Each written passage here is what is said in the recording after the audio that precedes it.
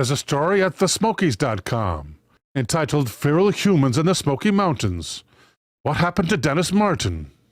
And it's written by John Gillian. Dennis Martin was 6 years old in 1969. It was June and a Father's Day weekend when they hiked near the Tennessee-North Carolina border, a Martin family tradition. His father, William Martin, and Clyde, his grandfather, and the two boys started at Cades Cove and hiked to Russell Field, where they camped overnight. Afterward, they made their way to Spence Field, where they met another family with young boys, also named Martin. It was late in the afternoon, and the boys were enjoying each other's company. He was wearing a bright red shirt when he and his brother, along with the two boys they'd just met, planned a prank on the relaxing adults in the Spencefield area along the Appalachian Trail. The boys were not especially sneaky with the prank. The goal was to hide behind the adults and pop out to surprise them. But the adults knew what the boys were up to. A pincer movement was afoot. They watched as three of the boys went one way to sneak back through the bush. They watched as 6-year-old Dennis and that bright red shirt sneaked off in the other direction, and for all intents and purposes, off the face of the earth. The three boys performed their prank all in good fun. When Dennis did not pop out from another angle, William got up to look for him. He had not been out of sight for more than 5 minutes, but his father's search quickly turned frantic. Father ran back up the trail toward Russell Field, hoping the boy had gotten turned around and gone in the wrong direction. The others combed the area. Clyde eventually hiked out to the park ranger station, arriving after 9 p.m. in the evening. By then, a massive storm had arrived, drenching the mountains in a massive rainfall and dropping overnight temperatures into the 50s. Fahrenheit, that is. The next day, the search was hampered by 2.5 inches of rain and dense fog. As word spread of the missing boy, a massive response grew. Over the next few weeks, the search party grew to an unwieldy and counterproductive size. Boy Scouts, National Guardsmen, multiple rescue squads, and even a group of 71 Green Berets who had been on maneuvers in western North Carolina came and searched for the boy. Helicopters arrived as well. With so many searchers and volunteers tramping over the wet and muddy ground, any clue or scent that lingered after the massive rain was quickly lost. Denny turned 7 that week, as searchers exhausted themselves to no avail.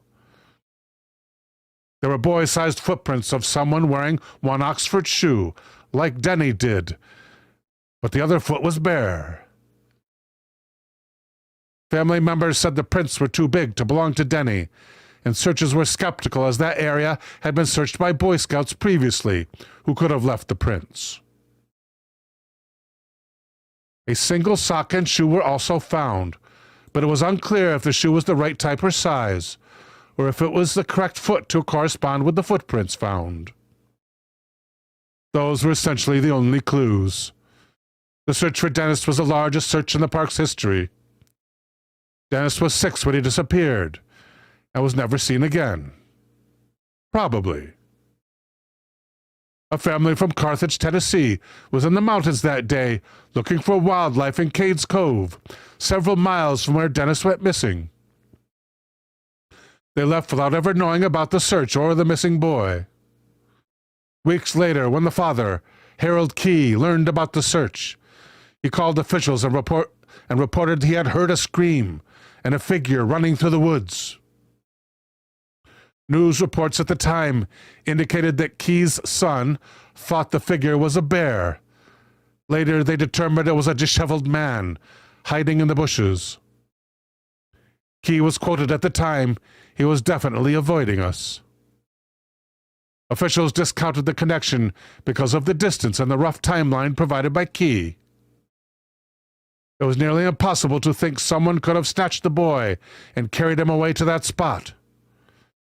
Still, many have seized on this reported sighting, along with dozens of internet-driven embellishments, as an indication that Dennis was carried off the mountain. Reportedly, Dennis's father believed the boy was kidnapped. At one point, a reward was offered for his safe return.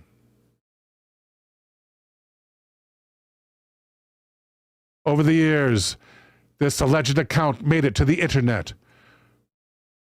One of the most popular theories involved wild men, feral humans who live in the mountains and go about snatching livestock and children at night. There are videos on YouTube, not of the wild men, of course, but of authoritative-sounding people discussing the wild men and the FBI cover-up, as if it's simply common knowledge. These wild men are something akin to Little Big Feet. People believe there are humans who have lived in the wild so long they're closer to beasts than men. Some believe they have their own language, and apparently quite a putrid smell that forewarns their arrival. Allegedly, they are cannibals too, which makes you wonder what they're doing with the livestock. Wild men could be the descendants of mountain people who went deep into the forests before there was a park, and like tribes of the rainforest, operate outside the realm of society. One guy who made a very nice video walking his fairly rotund weenie dog through a cemetery speculated that a feral person could be indigenous people who slipped away before the Trail of Tears and survived in the forest well into the 1900s. He added that some of the feral people spoke English, others their own language, and still others were without any speech discernible.